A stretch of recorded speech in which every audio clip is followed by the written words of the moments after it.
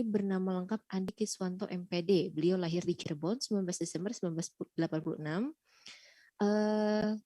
Beliau saat ini tinggal di Cirebon, dan untuk nomor telepon yang dihubungi jika mungkin nanti suatu saat ada dari rekan-rekan semuanya ini yang ingin menjalin kerjasama atau misalkan mengadakan webinar lagi, bisa menghubungi beliau di nomor telepon 0818 0233 8911 atau di email andi.kiswanto@yahoo.com. Oke, mungkin sedikit saya jelaskan mengenai beliau ya. Beliau ini merupakan lulusan dari S2 Universitas Pendidikan Indonesia jurusan Bimbingan dan Konseling, dan saat ini sedang melaksanakan studinya di S3 Universitas Pendidikan Indonesia juga jurusan Bimbingan dan Konseling. Jadi atau Kang. Selamat dulu ya. Iya. Dan sekarang ini Pak Andi ini dosen luar biasa di Universitas Kuningan di program studi pendidikan guru sekolah dasar. Selain itu, ternyata beliau juga dari tahun 2012 sampai sekarang ini tuh menjadi sekretaris koperasi Mambu Mulia Kota Cirebon. Nah, jadi untuk orang-orang Cirebon ini Pak Andi ini memang asli Cirebon banget gitu ya. Jadi beliau ini sekarang mengajar di Cirebon. Oke, mungkin untuk materi yang akan Pak Andi sampaikan sekarang ini mengenai menjadi guru edupreneur. Nah, mungkin bagi para peserta sekalian masih ada yang masih bingung ya, apa sih edupreneur itu? Kadang-kadang kita taunya entrepreneur atau edukator kayak gitu. Mungkin nanti kita akan sedikit mendengar penjelasan lebih detailnya ini dari Pak Andi. Kepada Pak Andi, saya persilahkan Pak. Terima kasih Bu Devi. Izin share screen ya. Ya, siap Pak.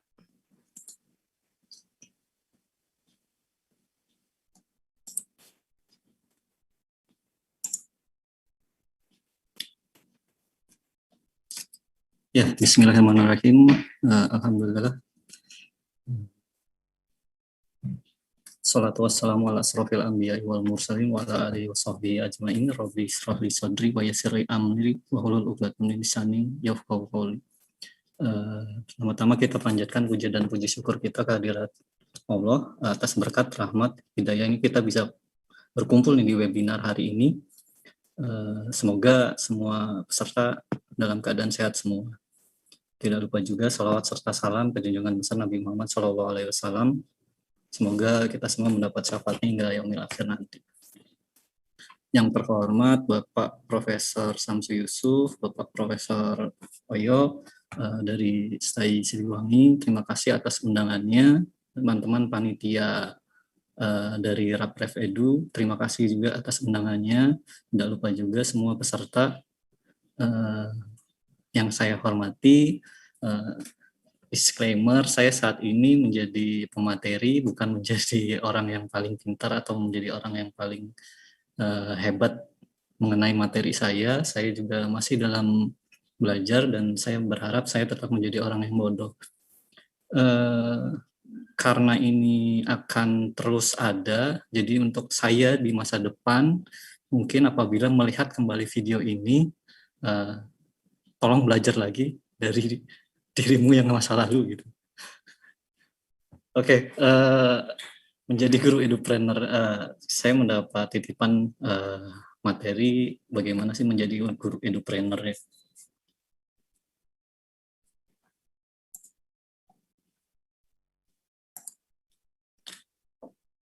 Sebelum saya ke materi, saya ingin menanyakan kepada teman-teman semua yang menjadi peserta saat ini, apakah ada yang tahu apa ini gitu ya? Atau Lukisan mungkin ya Pak ya? iya, ini coret-coret ya. Coret-coret. Coret-coret, berantakan gitu ya. Nah, perlu teman-teman ketahui semua bahwa sebenarnya ini adalah lukisan yang berjudul lukisan Number 5 1948 karya dari Jason Pollock gitu ya. Nilainya 162,700 gimana bacanya? 160.700.000 dolar. Itu kalau misalkan dirupiahkan banyak lah ya. Nah, ini adalah salah satu karya dari Jason Pollock gitu ya. Lalu yang kedua, apakah Bapak Ibu yang terhormat mengenal kedua tokoh ini, dua orang ini? Mereka berdua juga adalah para pelukis ya. Yang sebelah kiri, dari paling kiri itu Van Gogh gitu ya, dengan lukisannya. Salah satu lukisan termahalnya gitu ya di sebelahnya. Lalu yang pakai topi ini Pablo Picasso. Dia juga termasuk pelukis yang terkenal. Harga lukisannya dari tiap-tiap pelukis ini mungkin saat ini sudah triliunan nilainya. Sangat mencengangkan bagi kita yang punyanya receh gitu ya untuk uang. Yang menarik adalah dari keduanya kita bisa coba dicek di Google, mungkin saya salah, bahwa keduanya ini walaupun nilai lukisannya itu miliaran atau mungkin bahkan triliunan, tapi nilai yang saat ini itu merekanya sudah tiada gitu, sudah meninggal. Yang menarik yang berbeda dari keduanya adalah pada masa hidupnya.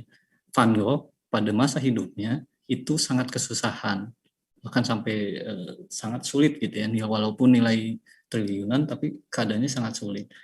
Dulu lukisannya itu hanya bahkan ditukar dengan bensin kalau waktu itu ya, karena motornya mogok, dia nggak punya uang, ditukar dengan lukisannya. Sangat beruntung sekali orang yang menerima lukisannya itu ya, dan nilainya luar biasa. Sampai akhir hayatnya kehidupannya sangat menderita, bahkan kehidupan percintaannya juga menderita gitu ya. Dia tidak mampu menjual dirinya. Menjual dirinya artinya tidak bisa mendapatkan wanita impiannya gitu ya. Berbeda dengan Pablo Picasso. Pablo Picasso adalah orang, walaupun beliau sama-sama pelukis seperti Van Gogh, tapi ada yang berbeda dari Pablo Picasso. Pada saat hidupnya, dia melakukan hal yang berbeda dengan cara penjualannya. Jadi marketingnya itu berbeda. Dia menggunakan kemampuan lainnya, seperti misalkan komunikasi gitu ya. Seperti misalkan berpikir bagaimana sih membuat jaringan-jaringannya gitu ya. Pada satu saat lukisannya itu dijual dan gedungnya itu dia sewa, semua yang diundang adalah orang-orang tingkat atas. Jadi selama hidup, Pablo Picasso termasuk pelukis yang hebat. Kenapa hebat? Karena uang yang didapat dari lukisannya nilainya besar, tapi dia masih hidup. Berbeda dengan Van Gogh dan mungkin pelukis lainnya. Kenapa bisa seperti itu? Gitu. Nah, ada sisi mindset yang berbeda antara walaupun keduanya pelukis, walaupun keduanya seniman, tapi ada sisi yang berbeda yang membuat keduanya jadi menarik. Kalau misalkan kita orang awam, sepertinya akan lebih menyenangkan hidup sebagai Pablo Picasso, sudah memanen pada saat masih hidup gitu. Ini adalah salah satu contoh dari bagaimana sih berpikir dengan cara yang berbeda, walaupun dengan posisi atau profesi yang sama. Apakah ini berlaku pada profesi yang lain? Tentu saja. Apakah ini berlaku pada profesi guru atau dalam pendidikan? Pastinya ya. Karena yang kita tahu seniman zaman dulu ya, senimannya sendiri nggak tahu ke depannya akan seperti apa. Dianya yang sebagai seniman nggak tahu seperti apa ke depannya. Berbeda dengan guru sekarang, masih ada keamanan tiap bulan ya gajinya gitu ya. Kalau misalkan ada tambahan mindset yang lebih, mungkin kehidupannya akan lebih menyenangkan. Kita akan belajar itu sekarang. Pertanyaan kedua adalah apa tujuan dan cita-cita Anda? Ini yang kadang suka dilupakan oleh para guru kepada siswanya, atau kita yang sudah berumur misalkan, sudah berusia lebih gitu ya, itu lupa akan cita-cita atau tujuan kita. Udahlah, masa saya sudah terlalu jauh gitu ya. Nah, kalau misalkan kita ingat-ingat lagi tujuan dan cita-cita kita, pertanyaan akan saya balik. Apakah keadaan Anda saat ini sesuai dengan tujuan dan cita-cita Anda? Atau sesuai dengan rencana Anda? Jika ya, Anda orang yang sangat bersyukur sekali. Tapi jika tidak, bukan hanya Anda, banyak orang lainnya juga sama. Pada keadaan saat ini tidak sesuai dengan rencana dan tujuan waktu kita zaman dulu. Karena secara perkembangan, identitas karir seseorang disesuaikan dengan keadaan lingkungannya. Jadi akan terus berkembang gitu. Ada istilah mencari jati diri gitu ya. Masa remaja adalah masa mencari jati diri. Kita yang sudah lansia misalkan, apakah sudah menemukan jati dirinya? Bagaimana? Jati diri akan terus dicari gitu. Bahkan WHO menyebutkan bahwa orang yang berusia 65 tahun masih disebut sebagai pemuda. Jadi tidak ada barrier, tidak ada hambatan bagaimana kita terus mengembangkan diri. Materi saat ini adalah edupreneur. Edupreneur itu gabungan antara education and entrepreneur gitu ya. Jadinya edupreneur. Jadi pendidikan dengan kewirausahaan atau entrepreneurship gitu ya. Jadi ini adalah penggabungan antara pendidikan dan kewirausahaan. Cuma pertanyaannya sering muncul, apakah entrepreneur itu sama seperti pengusaha, atau pengusaha dan entrepreneur itu sama atau berbeda ya? Kalau secara bahasa, secara kamus, sebenarnya pengusaha adalah bahasa Indonesia, entrepreneur mungkin bahasa Inggris gitu ya. Tapi secara makna, seorang yang menjadi pengusaha itu belum tentu memiliki jiwa entrepreneur. Tapi orang yang jiwa entrepreneur pasti memiliki jiwa pengusaha. Kenapa seperti itu? Karena biasanya pengusaha itu yang paling prioritas adalah pendapatan. Apa yang didapatkan, cuannya seperti apa gitu. Nah, kalau entrepreneur ini lebih dari itu. Jadi tidak menilai secara materi, tapi ada namanya kepuasan psychological gitu. Bagaimana sih ada kepuasan secara psikologis apa yang dilakukannya. Ada beberapa karakteristik dari entrepreneur. Ya kita bisa baca di yang saya seringkan bahwa ini adalah karakteristik yang dimiliki oleh seorang entrepreneur. Semuanya baik gitu. Tapi coba perhatikan tidak ada yang menjadi prioritasnya itu adalah keuangan gitu. Uang gitu ya, atau materi. Jadi semuanya adalah bagaimana sih cara memuaskan diri sendiri. Jadi bagaimana sih mengembangkan diri sendiri gitu. Jadi bagaimana bertanggung jawab, bagaimana mengelola risiko, bagaimana kepercayaan diri gitu ya, keyakinan diri, bagaimana sih kedepannya kita gitu, orientasi ke depan seperti apa gitu, bagaimana sih mengorganisasi sesuatu kelompok atau orang-orang di sekitar kita gitu ya. Terus bagaimana sih nilai-nilai yang kita ingin raih selain dengan nilai-nilai uang gitu ya. Makan sering muncul ada hambatan-hambatan dalam diri gitu ya. Jadi ada tembok dalam seseorang itu, kalau saya bukan pengusaha, saya nggak mungkin jadi pengusaha. Kalau saya mah seorang guru, karyawan, nggak perlu tahu apa sih entrepreneur gitu ya. Saya takut gagal, saya takut rugi, banyak yang seperti itu. Saya mau jadi pengusaha, tapi nanti kalau saya udah punya uang deh gitu ya. Dan bermacam-macam alasan lainnya. Ini saya concern dalam bidang karir gitu ya. Saya concern di ekonomi, grassroots ekonomi gitu. Jadi saya berkumpul dengan para pedagang-pedagang emperan gitu ya. Saya dilahirkan di pasar gitu ya, pasar tradisional. Saya sering berkumpul dengan para pedagang, baik pedagang yang sayur, yang pinggiran gitu ya, sampai yang punya kios, sampai punya pabrik gitu ya.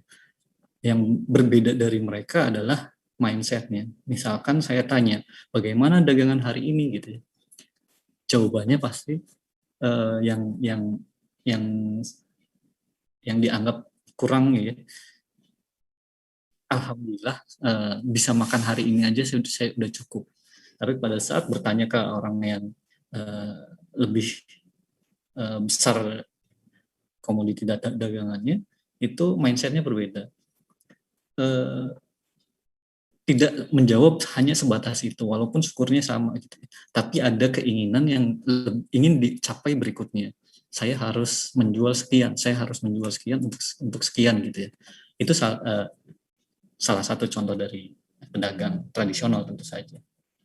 Lalu apa sih edupreneurship gitu ya? Nah, ada dua makna yang berbeda dan ini gabungannya sama. Misalkan yang pertama, edupreneurship itu adalah pendidikan kewirausahaan. Jadi seseorang yang telah mendapatkan ilmu formalnya pada institusi pendidikan, kemudian mencurahkan segala ilmu dan keterampilan tersebut pada realitas usaha atau bisnis agar terciptanya para wirausaha. Jadi mendidik bagaimana sih siswa-siswa kita menjadi atau memiliki mindset entrepreneur. Atau yang kedua, kewirausahaan dalam bidang pendidikan. Jadi wirausaha di bidang pendidikan ini kayak misalkan menjalankan bisnis pendidikan, membuka sekolah, les gitu ya, mengambil resiko yang lebih besar dari guru-guru yang lain gitu ya. Jadi membuat pendidikan menjadi sebuah bisnis. Nah, ini ada dua makna yang berbeda antara dalam satu kata edupreneurship atau edupreneur gitu. Kalau misalkan di edupreneurship, kita tentu saja menjadi tokoh utamanya adalah guru. Bapak dan Ibu yang menjadi guru, Bapak yang Ibu yang terhormat yang menjadi tokoh dalam pendidikan gitu ya. Berkeliling. Di sini ada kompetensi-kompetensi yang menurut penelitian yang saya baca dari salah satu jurnal, di sini ada kompetensi guru-guru yang secara guru yang memiliki mindset entrepreneur gitu ya. Kompetensinya motivasi sosial, inovatif, kolaboratif, proaktif. Kita lihat semuanya positif semua. Secara detail itu disebutkan di sini. Mencari nilai atau perubahan tingkat sekolah, cari atau menggunakan metode pengajaran yang kreatif atau modern dan lain sebagainya. Di sini banyak sekali nilai-nilai yang sebenarnya sudah dimiliki oleh guru dan guru pasti memilikinya, hanya saja impact-nya belum terlalu terasa di Indonesia ini karena buktinya adalah angka entrepreneur atau angka usahawan itu masih sangat kecil. Dan tugas kita sebagai guru adalah bagaimana sih meningkatkan jiwa entrepreneurship pada siswa kita. Caranya bagaimana? Caranya adalah dengan mencontohkannya. Tentu saja karena kita sebagai guru yang digugu dan ditiru. Kenapa sih kita harus belajar kewirausahaan? Penyebab banyaknya pengangguran dengan pendidikan yang tinggi adalah keterampilan yang diberikan itu tidak sesuai dengan kebutuhan pasar lapangan kerja ya, atau lulusan dari sarjana misalkan pendidikan tinggi itu ekspektasinya penghasilannya dan statusnya merasa lebih tinggi, jadi harus mendapatkan yang tinggi-tinggi juga gajinya gitu ya. Nah, itu antara gengsi dan keadaannya tidak sesuai. Selain itu juga lapangan kerjanya terbatas. Nah, kenapa nilai-nilai kewirausahaan sangat penting diajarkan adalah untuk meminimalisir ini. Karena alangkah lebih baiknya apabila siswa-siswa kita bisa menciptakan lapangan pekerjaan, bukan mencari pekerjaan setelah lulus. Jadi bagaimana caranya kita harus bisa mempressure siswa untuk melakukan hal itu. Karena saat ini sudah tidak ada jaminan lagi bahwa setelah lulus akan mendapatkan pendapatan yang baik. Orang yang bekerja saat ini pun ketakutan. Kita contohkan saja di masa pandemi ini, berapa ribu orang yang di PHK karena perusahaannya gulung tikar gitu ya. Sangat banyak sekali.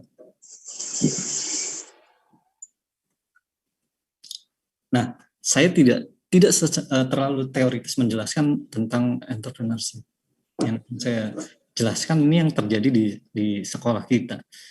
Di sekolah kita nilai yang namanya nilai di sekolah itu seperti yang ada di layar di sebelah kiri itu nilai rapot semua.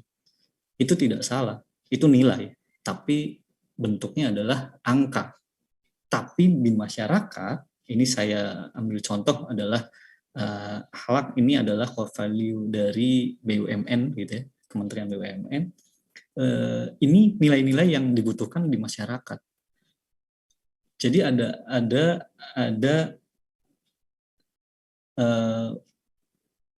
perbedaan antara yang dibutuhkan masyarakat dengan yang ada di sekolah.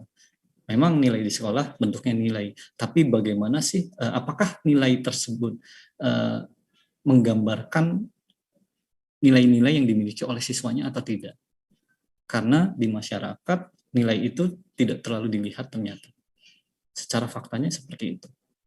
Jadi nilai yang dimaksud di sekolah kita harus lebih mantapkan lagi pada siswa bahwa nilai yang ada dalam raport jika tinggi, maka nilai itu juga yang harus tinggi di masyarakat. Kita tahu bahwa di sekolah setiap guru memberikan nilai pada siswa itu bukan hanya kepintarannya, tapi bagaimana keaktifannya, proaktif siswanya di kelas itu seperti apa. Yang kelihatan sangat aktif dikasih nilai baik, karena ada nilai yang dimiliki oleh gurunya terhadap standar yang ada di kelasnya. Kita tidak lupa juga bahwa saat ini mungkin siswa akan lebih pintar dari gurunya.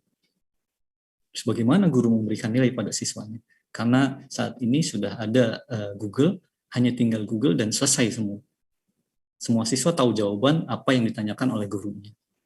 Cheating sangat mudah sekali gitu. Mencontek atau mencari jawaban dari setiap permasalahan itu sangat mudah sekali. Nah, guru itu yang saat ini kita bisa ajarkan hanya nilai di balik itu semua gitu. Harapannya seperti itu. Seperti yang tadi sebelumnya, mata pelajaran di sekolah itu seperti dipetak-petakan.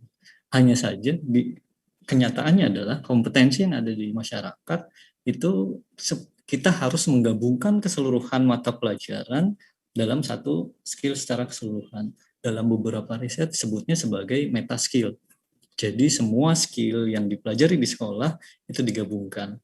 Contohnya adalah karena saya seorang pria atau bapak-bapak yang ada di pos ronda, kalau misalkan menunggu ronda dari jam 9 malam sampai dengan subuh misalkan, itu yang dibicarakan dari mulai sejarah, agama, ekonomi, politik, gosip, sampai dengan pelajaran atau anak, itu dibicarakan semua. Artinya sebenarnya seseorang itu memiliki meta skill secara keseluruhan. Semuanya dibicarakan gitu ya dalam satu pertemuan. Dan itu yang terjadi di masyarakat. Ibu-ibu juga seperti itu ya, apalagi ibu-ibu gitu ya. Semua bisa dibicarakan, semua bisa diomongkan, bahkan yang tidak perlu diomongkan bisa jadi bahan omongan. Nah, hanya permasalahannya adalah bagaimana sih insight yang didapat dari tiap petak-petak yang dipetakan dengan mata pelajaran atau mata kuliah di universitas. Saya mengambil quote yang yang diucapkan oleh Robin Williams gitu ya. Perut lapar, dompet kosong, dan sakit hati adalah 3 hal yang dapat mengajarkan kepadamu pelajaran terbaik dalam kehidupan. Saya sangat mengamini ini gitu ya. Bapak dan Ibu juga pasti mengamini ini.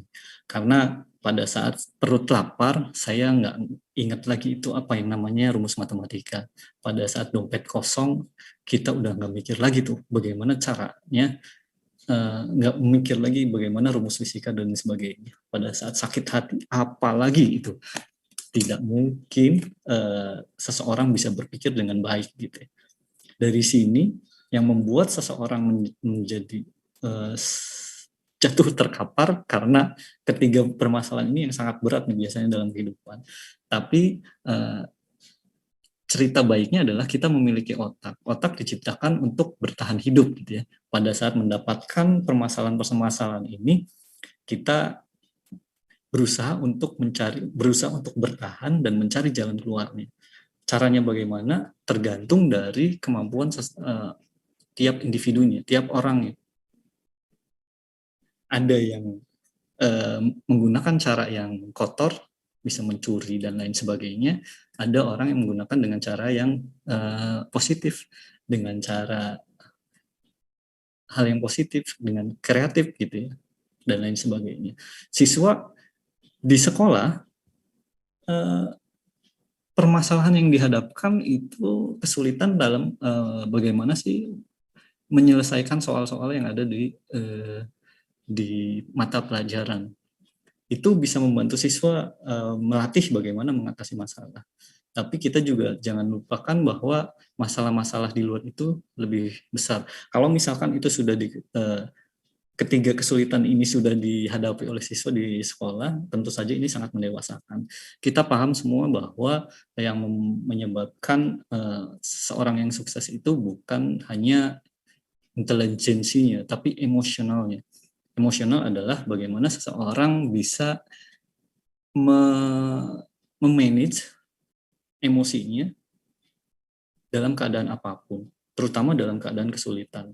Biasanya orang-orang yang memiliki emotional intelligence yang tinggi, dia akan menjadi orang yang termasuk orang yang sukses. Saya termasuk orang yang menganut modern career theory. Modern career theory itu adalah teori karir yang belakangan-belakangan ini muncul.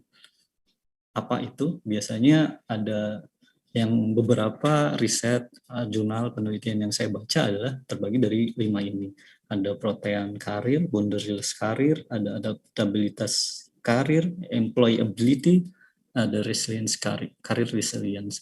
Dari kelimanya ini bisa membentuk bagaimana seseorang bisa menjadi kesuksesan yang dimaksud oleh orang tersebut. Contohnya adalah misalkan gitu ya, protean adalah term yang diadakan karena seperti di teorinya, secara teorinya protean itu asal katanya dari Proteus, dewa Yunani yang bisa berubah bentuk.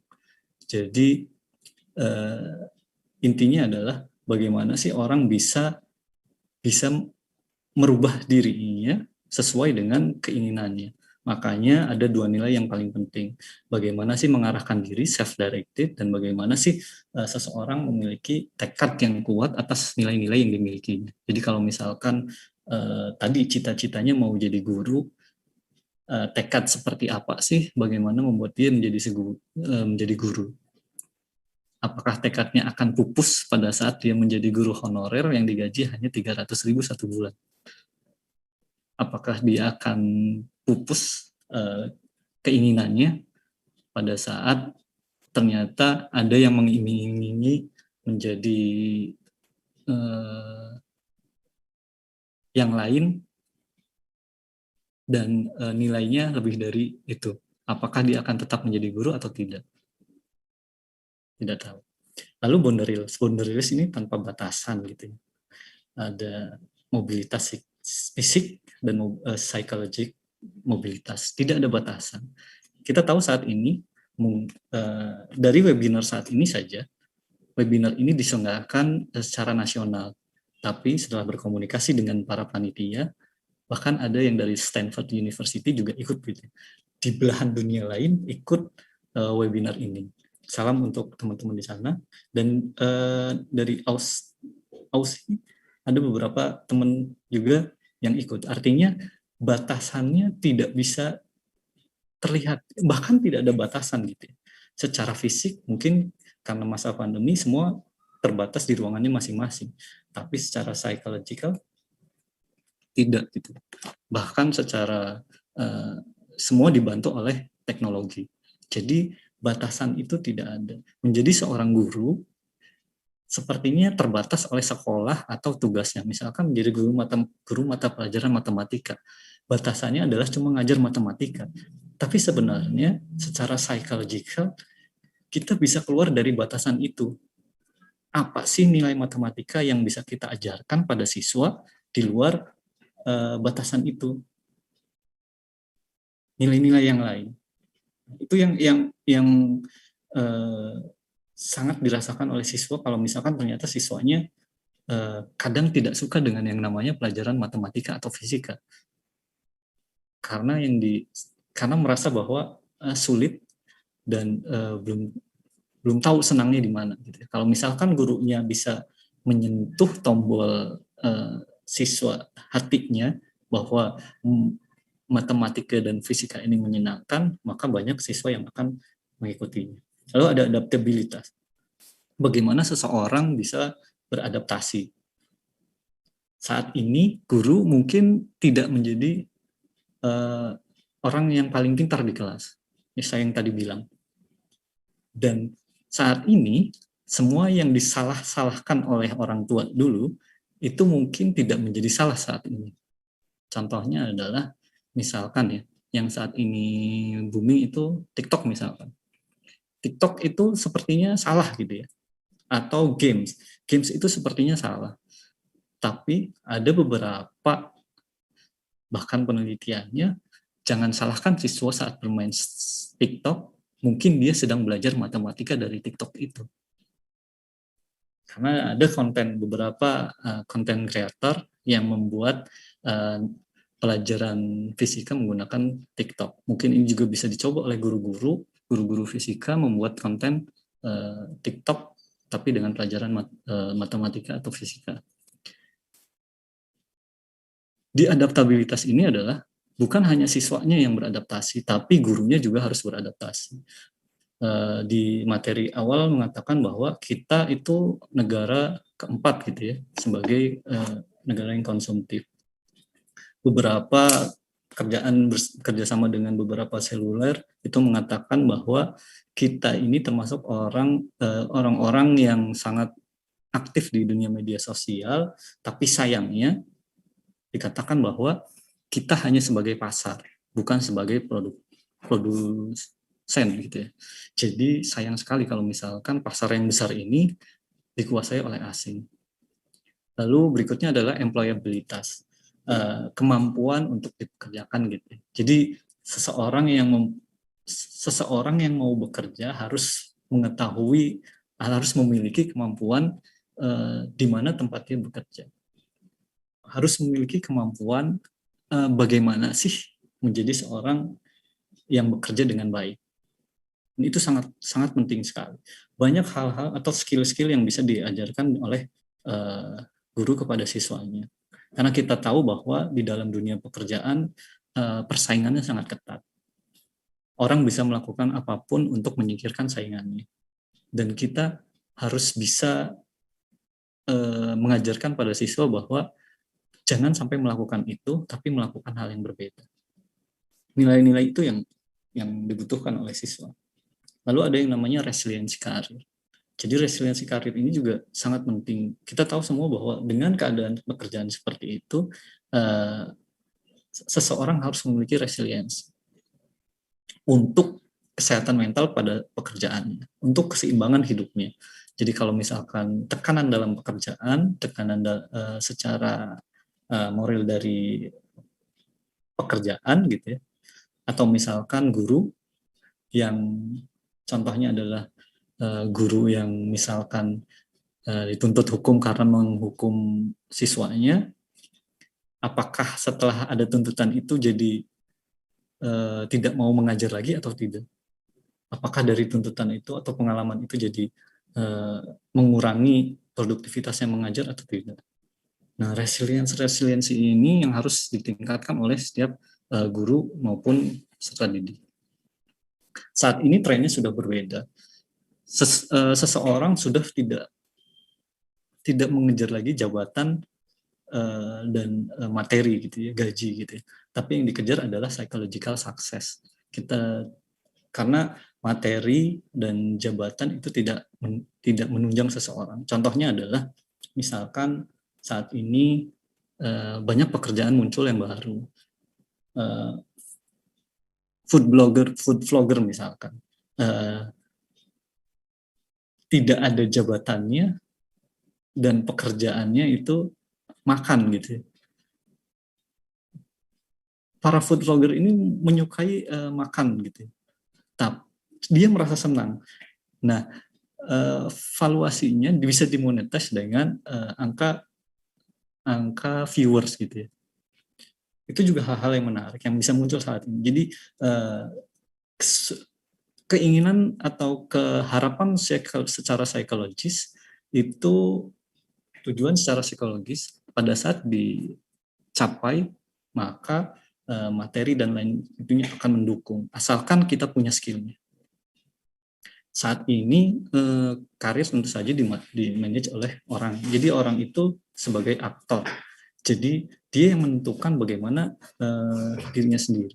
Jadi pada saat guru atau siswa menjadi belajar sesuatu, kita harus menyampaikan nilai-nilai bahwa organisasi atau orang lain tidak bisa menentukan apa sih yang bisa bagi dirinya. Nah, yang terakhir, karir is a lifelong series of identity change.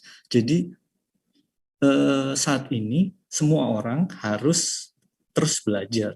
Jadi pada saat berubah pandemi dan lain sebagainya, semua orang harus belajar untuk merubah dirinya, dipaksa untuk merubah dirinya. Apalagi saat ini kita webinar yang dulu tidak ada, saat ini semua dipaksa untuk belajar mengenai webinar. Secara paksaan tersebut akhirnya bisa gitu. Menjadi entrepreneur, itu adalah hal saat ini memang sepertinya gengsinya naik gitu ya, menjadi seorang pengusaha atau entrepreneur. Tapi pada kenyataannya adalah menjadi seorang pengusaha atau entrepreneur itu sebenarnya sangat sulit dan sangat penuh dengan masalah. Jadi kalau misalkan saat ini kita belum siap dan memahami apa sih entrepreneurship itu gitu ya, maka kita harus bisa bagaimana mengenalkan itu kepada para siswa. Caranya bagaimana? Ya kita belajar dulu apa. Ini adalah orang-orang yang termasuk orang-orang yang bukan hanya terkenal, tapi 3 orang paling kaya di dunia. Tapi dari kesemuanya itu sangat suka yang namanya ilmu atau belajar. Bill Gates membaca 50 buku dalam setahun. Warren Buffett 500 halaman dalam sehari. Semuanya menyukai bagaimana sih ilmu-ilmu itu. Mark Zuckerberg juga sangat menyukainya gitu ya. Pendiri Tesla 2 buku dalam sehari gitu. Jadi sangat gila dengan yang namanya ilmu. Pertanyaannya adalah apakah kita sebagai guru, sebagai seorang pendidik masih terus belajar atau tidak? Apakah kita terus update diri kita atau tidak? Kecuali yang ikut webinar, sepertinya yang di luar sana tidak ikut gitu ya. Jadi para peserta ini termasuk orang yang terus mengupdate ilmunya. Nah, ini adalah dari hasil penelitian yang dilakukan oleh Borderi Ilmu di 2020. Ini dalam masa pandemi, apa sih kesuksesan entrepreneur dalam sudut pandang siswa? Keseriusan, ambisi kerja keras, dan memiliki keinginan untuk perbaikan terus-menerus, berfokus pada pengembangan dan inovasi, mempromosikan nilai-nilai seperti keyakinan akan kebenaran dan ketulusan, kekuatan, keberanian, dan kebijaksanaan dalam mengambil keputusan bisnis, dan lain sebagainya. Ini bisa dibaca. Semuanya nilai-nilai positif. Dan di situ semuanya hampir secara keseluruhan itu nilai-nilai yang sebenarnya bisa dikembangkan oleh guru pada siswa. Apalagi di materi yang awal mengatakan bahwa pentingnya literasi keuangan. Kita misalkan SD, SMP, SMA, bahkan perkuliahan, apakah diajarkan mengenai uang atau tidak? Apakah diajarkan mengenai investasi atau tidak? Karena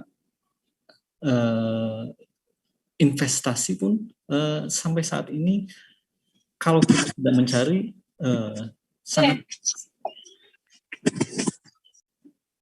kalau kita tidak mencari itu sangat sulit untuk bagaimana sih mengetahui investasi, karena pemahaman kita investasi itu kalau nggak beli tanah beli emas gitu ya, sederhana itu, padahal ada paper aset dan lain sebagainya. Atau misalkan tentang uang, menabung adalah sepertinya menjadi jalan untuk menjadi kaya, padahal pada saat menabung angkanya tergerus oleh inflasi. Jadi percuma kalau nabung, karena sebenarnya itu akan tergerus oleh inflasi. Hal-hal yang seperti itu tidak pernah diajarkan di sekolah. Lalu misalkan tadi dibicarakan mengenai infak atau sedekah yang 2,5%. Apakah benar kita sudah sedekah minimal 2,5%? Padahal misalkan dalam 1 bulan kita memiliki pendapatan berapa? Nah itu pun kita tidak tahu. Jangan-jangan malah kita, kemarin saya sudah sedekah kok, tapi cuma 2.000 hanya ke pengemis gitu ya. Disebut sudah sedekah, padahal minimal 2,5%. Nah nilai-nilai yang seperti itu apalagi nilai-nilai keuangan gitu ya, itu sangat penting sekali dipelajari oleh siswa. Karena pada saat memberikan pemahaman mengenai entrepreneurship, tentu saja pada saat bagaimana sih merancang sebuah produk, bagaimana merancang memasarkannya atau mempresentasikannya, bagaimana sih mengelola pendapatan dari produk yang sudah dijual, dan bagaimana bertahan, karena bertahan ini agak sulit, bagaimana sih kita bisa mendahulukan karyawan kita dibanding kita, karena beberapa klien itu pada saat konsultasi ada yang kesulitan, bahkan sangat stres gitu ya, menjadi pengusaha itu sangat stres, sangat kesulitan pada saat menghadapi kesulitan, yang dia butuhkan hanya tempat untuk menangis gitu. Karena dia tidak mau menangis di depan keluarga atau para karyawannya. Padahal keadaan perusahaan saat ini sangat sulit, apalagi dalam masa pandemi gitu ya. Bagaimana bertahan untuk tidak gulung tikar, tapi kalau misalkan kita mengambil jalan gulung tikar, maka ada berapa perut yang akan kelaparan nanti. Ada yang seperti itu. Nah, jiwa-jiwa entrepreneurship harus bisa bertahan bagaimana menghadapi hal-hal yang seperti itu. Ini adalah lanjutannya. Orang-orang yang memiliki jiwa entrepreneurship membutuhkan pembelajaran yang terus-menerus. Jadi orangnya yang sangat kompleks gitu. Jadi bayangkan, untuk memulai sebuah usaha dari nol, itu dia harus bisa semuanya. Bukan hanya memasarkannya, bagaimana memproduksinya, bagaimana merancang sebuah bisnis plan-nya, bagaimana sih programnya, lalu bagaimana sih melakukan semuanya itu seorang diri. Itu yang sangat sulit. Dan bagaimana sih, tentu saja seorang entrepreneur juga membutuhkan seorang guru, atau biasanya disebut mentor, orang yang lebih baik, minimal orang yang mampu dijadikan tempat untuk bersusah payah gitu, tempat untuk mencurahkan kesulitannya. Nah, apabila saat ini kita menjadi guru dan bisa mendidik siswa-siswa kita untuk bisa memulai menjadi memiliki mindset entrepreneur, saya kira kita harus sudah mempersiapkan diri juga untuk menjadi orang yang dijadikan sebagai tempat mencurahkan hati siswanya. Caranya, kita juga harus merasakan bagaimana sih kesulitan itu. Nah, yang bisa dipelajari saat ini adalah, saya bisa belajar dari saat ini adalah, kita bisa refleksi diri. Sebenarnya, kita sebagai seorang individu, apa sih kesuksesan psikologis dalam makna diri kita masing-masing? Apakah benar menjadi seorang guru adalah kesuksesan psikologis kita? Apabila sudah kita menjadi guru, lalu apa lagi nih? Apakah setelah itu sudah selesai? Itu yang harus dicari. Karena betapa menyenangkannya apabila guru dan murid tertantang untuk menjadi lebih baik. Jadi kalau misalkan dalam setiap mata pelajaran, itu semuanya belajar untuk menjadi lebih baik. Minimal mendapatkan ilmu baru. Karena kemungkinannya adalah kita bisa belajar dari siswa kita, atau siswa pastinya belajar dari gurunya. Mencari segala jawaban dari permasalahan bersama-sama. Jadi kalau misalkan ada masalah, itu kita coba menyelesaikan secara bersama-sama. Karena pada saat misalkan gitu ya, kita sudah sering di kelas itu dengan presentasi, siswa mempresentasikan apa yang dipahami olehnya, materinya kita siapkan. Nah, itu pun terjadi gitu ya, di masyarakat. Kalau misalkan kita bisa menjual diri kita, menjual dalam arti positif, bahwa kita bisa secara percaya diri menggambarkan diri kita, tentu saja kita akan bernilai lebih di mata masyarakat dibandingkan teman-teman yang lain. Beradaptasi dengan segala keadaan, masa pandemi adalah masa yang sangat sulit bagi semua orang, maka kita harus beradaptasi dengan segala apapun gitu ya. Menjadi guru pada saat sepertinya sudah tidak menyenangkan untuk webinar terus-menerus atau tidak menyenangkan belajar online terus-menerus, maka harus dicari apa sih yang bisa membuat kita menyenangkan, terutama bagi gurunya masing-masing gitu ya. Karena pada saat gurunya merasa senang, itu akan tertular pada siswanya. Dan bagaimana sih guru itu sudah mulai harus berkarya? Minimal konten YouTube gitu ya, minimal status dalam media sosialnya itu menjadi lebih baik dan lebih positif. Minimal pada saat memberikan pembelajaran yang dilakukan tidak sama terus-menerus seperti itu. Itu adalah yang kita bisa pelajari hari ini. Jadi secara materi edupreneurship adalah bagaimana sih seseorang itu bisa menjadi orang yang bisa memiliki, jadi guru itu memiliki jiwa kewirausahaan dari mindset-nya gitu ya. Karena dengan mindset yang entrepreneurship, maka bisa menularkan kepada siswanya. Karena agak sulit mengajarkan entrepreneurship pada siswa, yang paling mudah adalah menularkannya.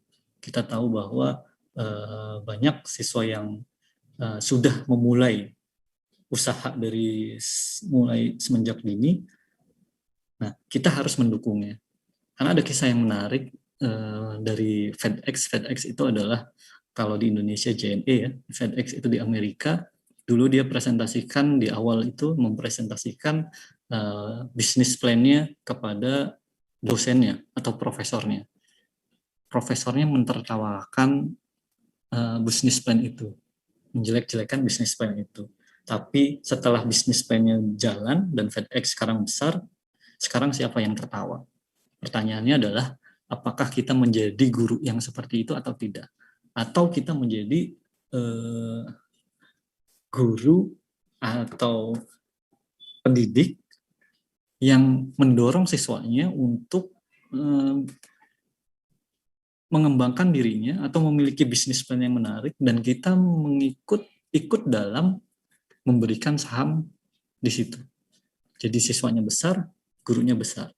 Jadi guru tidak perlu menjadi pengusaha, guru cukup mengembangkan siswanya untuk menjadi pengusaha. Saat siswanya ternyata dinilai memiliki potensi bisnis yang menarik, kita harus bisa investasi saham minimal pada saat siswanya berkembang, kita juga ikut berkembang. Saya kira itu sedikit hal dari saya. Mohon maaf kalau misalkan ada salah-salah kata. Saya kembalikan kepada moderator. Assalamualaikum warahmatullahi wabarakatuh.